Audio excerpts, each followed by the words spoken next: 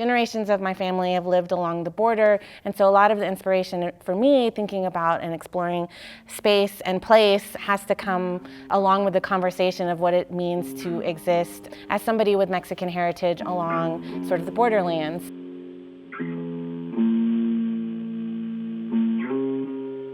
It's layers of an onion when you start exploring yourself and how you're situated in a place, how your identity is related to place. There are ideas that I will definitely carry on after the exploration that I've done here for Denver and the rest of my work, because it's just like the tip of the iceberg. A lot of my process in unpacking the prompt and the themes of this show in particular have been how does print media affect my own personal narrative, and then how can I in some ways resist that?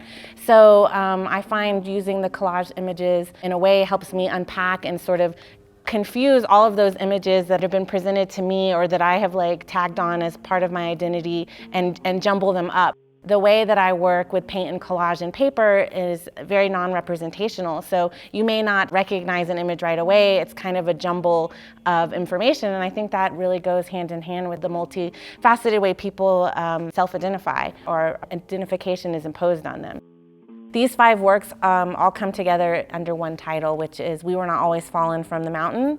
It's an excerpt out of a Cherry Moraga and another Tejana, Gloria Anzaldúa, put together lots of writings that were very influential to me as I was coming up and understanding my role as a woman of color, as somebody that exists and has been raised on the borderlands. It also speaks to thinking about geographically the mountain, the Rockies that surround us. The wall that I'm on is its own mini mountain in itself. The excerpt in its original source to me means, as an indigenous person, as a woman, as somebody with a heritage related to the Americas in this way that politically and has shifted over time.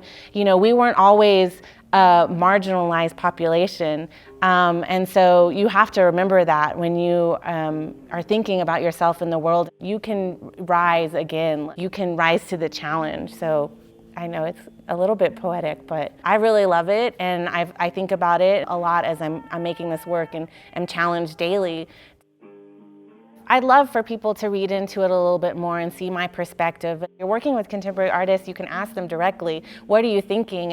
And a lot of us are in a place where we're thinking this right now. We didn't think this when we were approached by the project. We think this now, and we're looking forward to thinking something a little bit slightly different as we continue to ponder this idea.